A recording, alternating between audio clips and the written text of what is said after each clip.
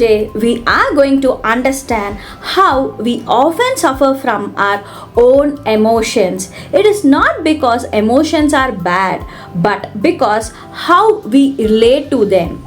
Here are the main reasons why we suffer from our own emotions. At most, at all the time, we suppress our emotions. When we feel the sadness, anger, jealous, or fear, we often try to push them away thinking they are wrong. But suppressing the emotions makes them stronger. It's like holding a beach ball under the water. The more you push, the harder it bounces back. Example, you feel anxious but pretend to be fine. The unacknowledged anxiety builds tension inside, leading to emotional burnout. We identify too much with emotions. Instead of saying, I feel sad, we think I am sad. There is a huge difference.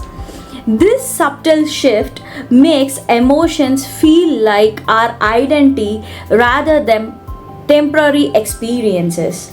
When emotions define us, we lose the perspective and feel trapped by them. We misinterpret emotions. Emotions are actually signals, not enemies. Emotions tells us something about our needs, values, or it can be even boundaries. But when we see them as threats or sign of weakness, we suffer instead of learning from them. Example, guilt can help you realign with your values, but if you see it as self punishment, it turns into shame. We cling to emotional stories. Our minds replay emotional events again and again, especially the painful ones. We relive the story instead of feeling and releasing the emotions. This mental rumination keeps the emotional wound open. We lack emotional literacy. Emotions in our country was passed to us by our parents, learning patterns from their parents, and after some trial and error method, it has few filtration before it was passed on to us. But most of us were never taught how to understand, express, or regulate our emotions. Without that emotional vocabulary, we feel lost.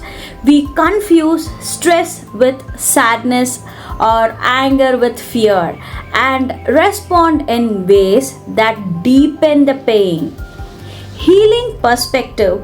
So, when we focus on the healing perspective, suffering from emotions decreases when we acknowledge what we feel without judgment. Name the emotions. I feel rejected. I feel afraid. It is completely okay. Listen to what it's trying to tell us. Let it pass instead of holding on. When we make peace with our emotions, they become our guide, not enemies.